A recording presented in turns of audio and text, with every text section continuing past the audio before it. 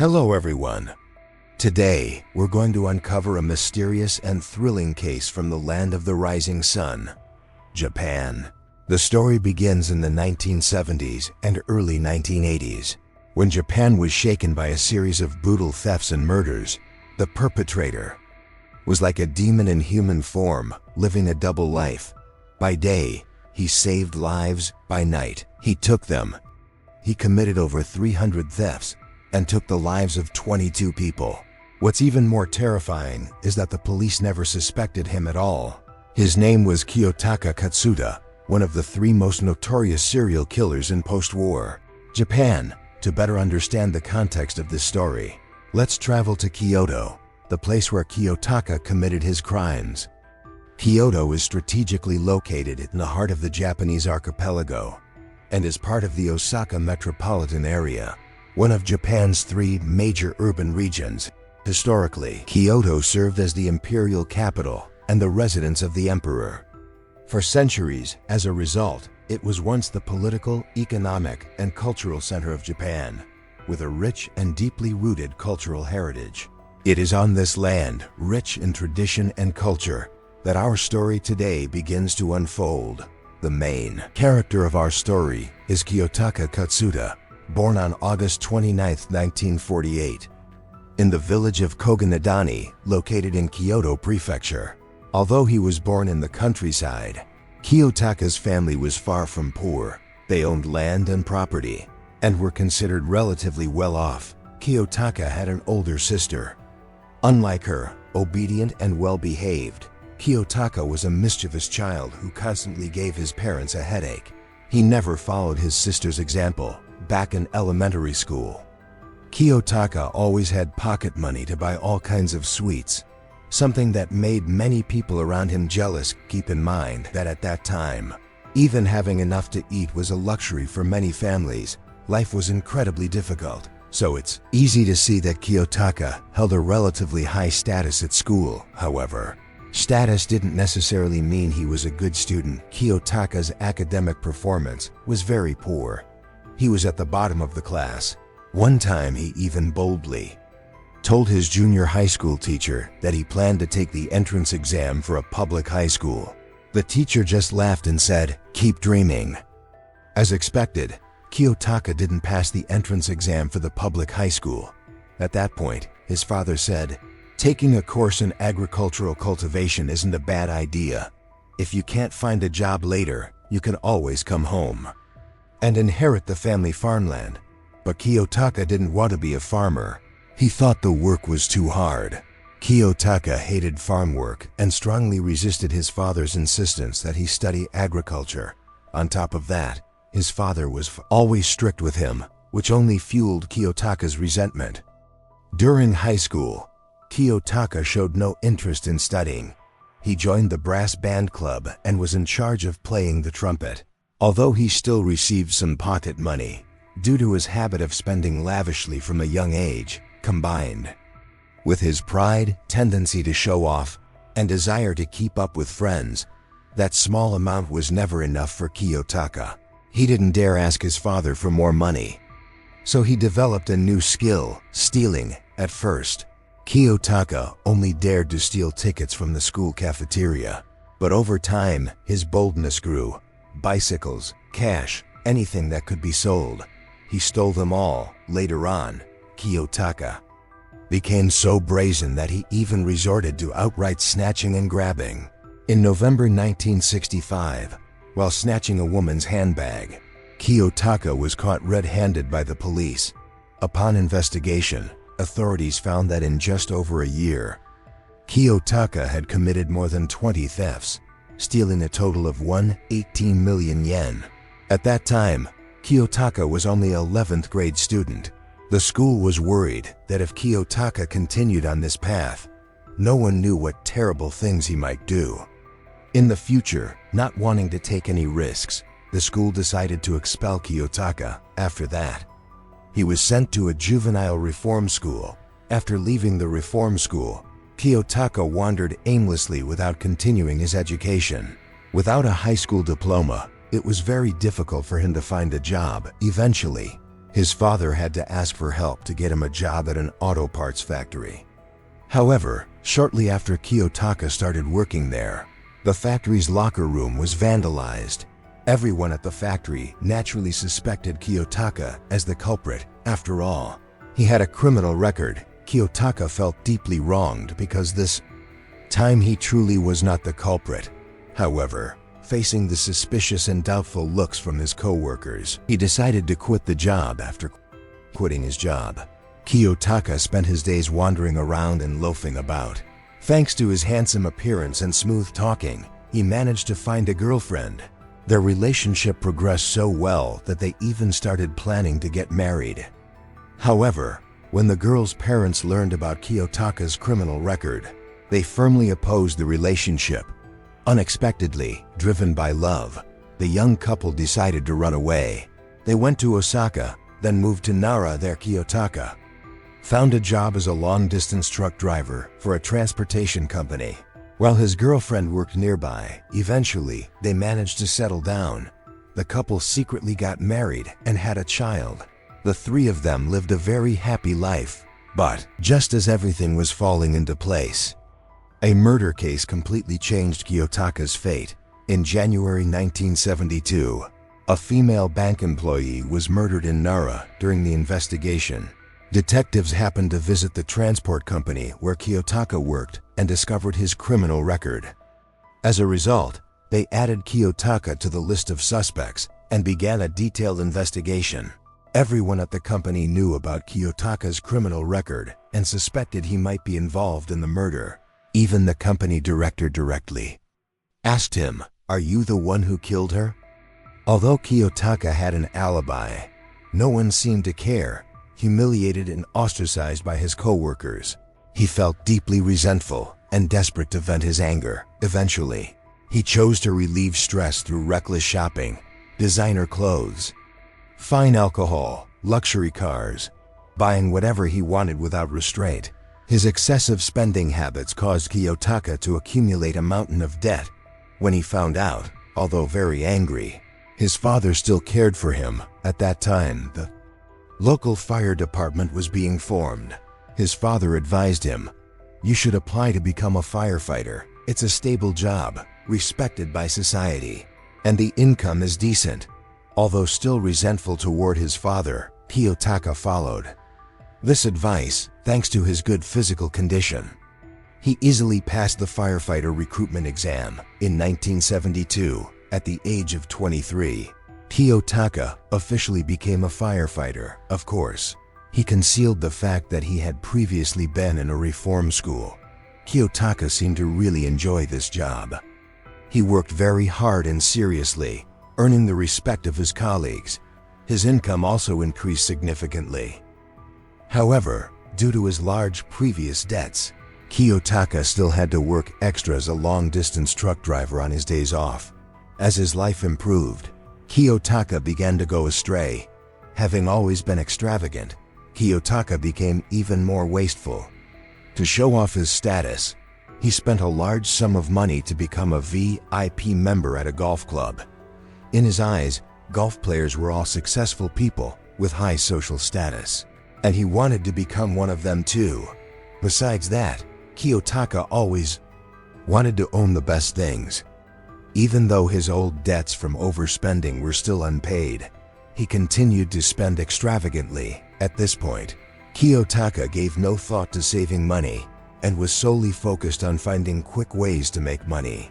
After some contemplation, Kiyotaka decided to return to the underworld, using the skills he hadn't used for a long time. So by day, Kiyotaka was a respected firefighter, and by night he transformed into a masked thief, taking advantage of his long-haul truck driving job. He expanded his criminal activities to Kyoto, Osaka, Kobe, and even Nagome. Kiyotaka carried out more and more thefts, but strangely, his sneaky actions were never detected. This only boosted his confidence, making him believe he was a born super thief. From then on, he became more reckless and audacious. In the early hours of September 13, 1972, under the cover of darkness, Kiyotaka sneaked into an apartment in Yamashina Ward, Kyoto. While he was in the act, the 24-year-old landlady, a bar hostess, suddenly woke up. Seeing that he had been exposed, Kiyotaka became aggressive. He not only violated the woman, but also murdered her before leaving. He did not forget to take 1,000 yen in cash from the victim's wallet. The police did not suspect Kiyotaka in this case because the victim was a bar hostess with complex social connections. Therefore, the police suspected that the culprit was one of her customers. Moreover, at that time, DNA testing technology was not yet available, so after some investigation, the police still could not identify the suspect. The case gradually reached a dead end. Ironically, after committing his first murder, Kiyotaka became haunted and fearful. He stopped stealing and focused solely on working diligently. In 1974, thanks to his outstanding performance at work, Kiyotaka was promoted to deputy captain of the fire brigade. Perhaps the smooth career advancement helped him regain confidence, but his true nature ultimately could no longer be hidden. In the early hours of July 6, 1975, in the hallway of an apartment in Suita, Osaka, Kiyotaka attacked a 33-year-old madam of a club. At first, he only intended to steal the victim's wallet, but when the woman fiercely resisted, he killed her and stole 100,000 yen in cash. Just like the previous case, the police focused their investigation on the victim's complicated social connections. Once again, Kiyotaka escaped suspicion. 2 times escaping punishment taught Kiyotaka a truth. The wallets of people working in clubs usually carry a lot of cash, and their complicated relationships make it hard for the police to solve cases. Therefore, he began targeting this group of people at 2:35 a.m. on March 5, 1976. In Nagoya, Aichi Prefecture, Kiyotaka set his sights on a club madam. This 32-year-old woman was fashionably dressed, carrying a designer handbag, and appeared very wealthy. As soon as she got off the vehicle, Kiyotaka attacked her. Afterwards, he set the victim's car on fire and stole 120,000 yen in cash. At this time, Kiyotaka was completely living a double life. By day, he was a brave firefighter saving lives and homes. On one occasion, despite the danger, he rushed into a burning house and rescued a trapped homeowner. By night, he was a cold-blooded murderer, taking the lives of strangers. Also in 1976, thanks to his excellent performance, Kiyotaka was promoted to fire brigade captain at 2 a.m.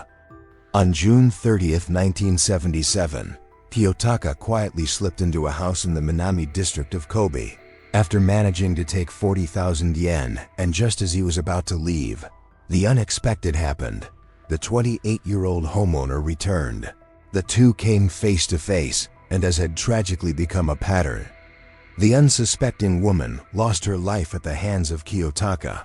Because the woman had been involved with several men, the police initially suspected that her death might have been linked to a romantic relationship that had gone too far. As a result, their investigation focused solely on her boyfriends, and once again, Kiyotaka walked away without facing justice.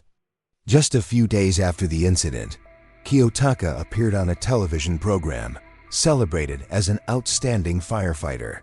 Viewers admired and adored him, impressed by the image of a man living a happy life with his wife and children. In the end, Kiyotaka even won the show, walking away with a cash prize of 80,000 yen and shopping vouchers worth 100,000 yen. At 11 p.m. on August 12, 1977, just over a month after his appearance on the television show, Kiyotaka broke into an apartment in the Showa district of Nagoya. The victim was a 33-year-old woman. Before leaving the scene, he took a diamond ring worth approximately 450,000 yen.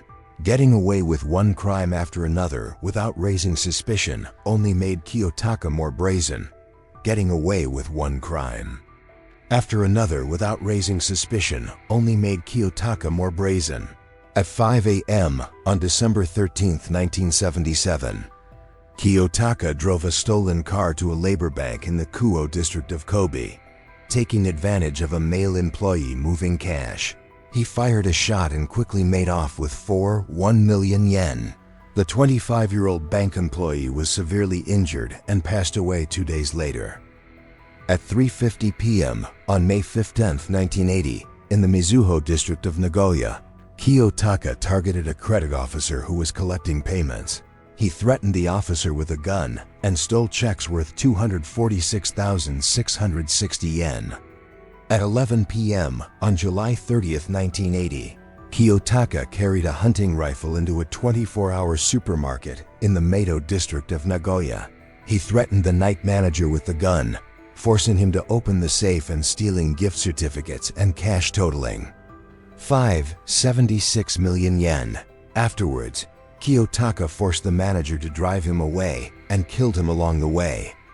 3 months later, on November 8, 1980, Kiyotaka stole a car and a handbag containing 78,000 yen in Kitashinchi, Osaka, but this time, his luck ran out. The car theft was spotted by Osaka police, and he was immediately arrested. It wasn't long before the media broke the story. The heroic firefighter turns out to be a serial killer. At that time, Kiyotaka was a celebrated figure, having received more than 20 awards of various kinds, and twice winning prizes. In the National Firefighter Training Competition, the people of Japan buzzed with talk about the case. As expected, Kiyotaka was fired from the fire department. What's striking is that the police never dug deep into Kiyotaka's past. They treated him like an ordinary car thief. If the Japanese police had been a bit more thorough back then, perhaps the horrific events that followed could have been prevented. In October 1981, Kiyotaka was sentenced by the Osaka District Court to 3 years probation for theft. As a result, he remained free. With 7 lives on his hands, Kiyotaka should have disappeared from society, but he didn't. Instead, he kept committing crimes, even targeting the police themselves. On October 25, 1982, Kiyotaka stole a Toyota worth 700,000 yen from a parking lot in Nagoya. 2 days later, at 9:30 p.m. on October 27th, Kiyotaka used a fake name to call the police station, lying that he had spotted the car stolen 2 days earlier after receiving the call. The police immediately sent officers to check it out. When he saw the police arriving, Kiyotaka, who was sitting in his car, drove towards them. He then attacked the police with a hard object and grabbed their gun, seriously injuring one of them. Fortunately, the victim's life was not in danger. The incident shocked the people of Japan, as stealing a police officer's gun is a very serious crime. The police believed this was a deliberate attempt to steal a weapon, with the criminal still at large. They went on high alert and increased patrols and checkpoints. However, Kiyotaka seemed completely indifferent to the police's actions, having lost his firefighter job, exposed for theft, with his marriage falling apart and his 2 children taken away. All that remained in his eyes was crime. At 2 a.m. on October 31, 1982, Kiyotaka went to a supermarket in Hakone, Shiga Prefecture, planning to rob it, but he backed down, fearing that gunfire would attract police attention. At 8 a.m. the same day, Kiyotaka arrived at the Meishin-Okahaza highway service area. He forced a 27-year-old man named Kanko into the car, threatened him with a gun, and made him drive to Nagoya. Kanko was driving along Route 1 toward Nagoya when, upon reaching Kusatsu, he suddenly stopped the car and tried to wrestle the gun away from Kiyotaka. Angered, Kiyotaka fired his gun. Kanko was seriously injured and passed away the next day. Kiyotaka continued driving to a gas station. While filling up, he suddenly fired at an attendant, suspecting the man had seen his blood-stained gloves. Fortunately, the bullet was stopped by a metal lighter in the victim's breast pocket, narrowly saving his life. After reviewing and investigating the incidents, the police determined they were all committed by the same person. From the type of bullets used, they realized it was the gun stolen from the police officer earlier. The case was designated as case number 113, a major national criminal investigation. On January 31, 1983, a man had just withdrawn over 1 million yen from a bank. As he walked toward the parking lot, Kiyotaka quietly followed him and got into the car with him. He pulled out a gun, got into the car with the victim, and coldly said, "Have you heard about the police officer who got his gun stolen? The gun I'm holding is that very same one. Don't say a word. Throw the money onto the back seat and get out of the car." Kiyotaka didn't realize that this time he had met a formidable opponent. The man figured that someone bold enough to steal a police officer's gun wouldn't let him live. Even if he cooperated, he decided it was better to take a chance and fight back. He quickly grabbed the arm holding the gun, and the two struggled fiercely. Hearing the commotion, a bank employee rushed over to help. Together, they managed to overpower Kiyotaka after being caught. Kiyotaka realized his crimes were undeniable and confessed everything honestly. The police were completely shocked by Kiyotaka's confession.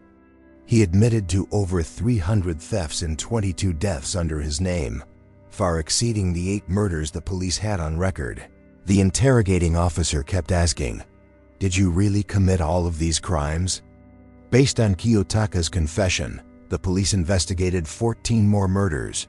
The victim details all matched, but there wasn't enough evidence to charge him. In the end, the police only prosecuted Kiyotaka for the 8 cases with solid proof. As expected, Kiyotaka was sentenced to death while awaiting execution at Nagoya prison. Kiyotaka taught himself Braille and translated quite a few literary works into Braille for the visually impaired. He also published an autobiography titled Days Adrift on the Sea of Sin. He hoped to use the royalties to compensate the victims' families and atone in some way for his crimes. However, the book sold just over 8,000 copies, and the royalties earned were minimal. Publishing the book also introduced Kiyotaka to a female editor. They exchanged letters back and forth for 8 years. After visiting the prison many times, the female editor wrote a book about Kiyotaka titled The Portrait of Kiyotaka Katsuta. In fact, back in 1983, Japanese author Eiichi Uya published a book called The Cold-Blooded Art of Kiyotaka Katsuta, which was later adapted into the film Cold Blood in 1984. On November 30, 2000, Kiyotaka was executed by hanging, bringing his life of crime to an end. In fact, Kiyotaka was able to keep committing crimes without getting caught, not because his methods were that sophisticated, but because of the negligence of the Japanese police at that time. In their eyes, the female victims were seen as immoral women from the lower rungs of society. From the very start, the police had prejudices and investigated with a fixed mindset. This allowed Kiyotaka to roam free for many years. If it weren't for the brave resistance of the final victim, who knows how many more would have fallen prey to him. Because of the sheer number of victims, Kiyotaka was ranked among the 3 most notorious post-war serial killers in Japan. The other 2 were Kazuo Kadera and Tsutomu Miyazaki, compared to Kiyotaka. The methods of Kazuo Kadera and Tsutomu Miyazaki were even more brutal and twisted. And that's where Kiyotaka's story ends. A firefighter hailed as a hero, a husband and father in what seemed like a peaceful family. Yet beneath it all, a cold-blooded serial killer. This chilling contrast makes us wonder, what turned Kiyotaka into a demon wearing a human mask? Some say it was his unhappy childhood and lack of parental attention that pushed Kiyotaka down the path of crime. Constantly being compared to his older sister and his father's harsh discipline may have left deep scars in Kiyotaka's mind.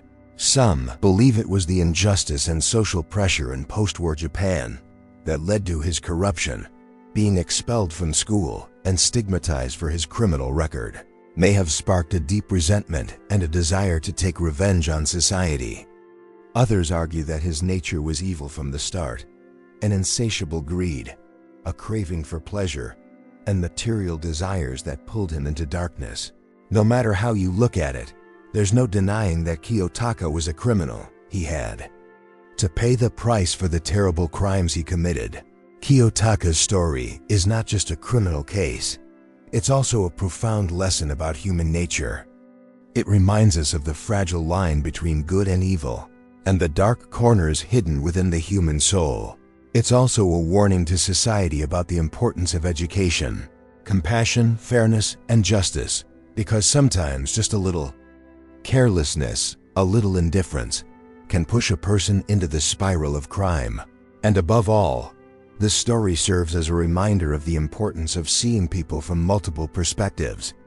Don't rush to judge someone just by their appearance, because sometimes the truth is completely different from what we see. Always keep a generous heart and a forgiving perspective.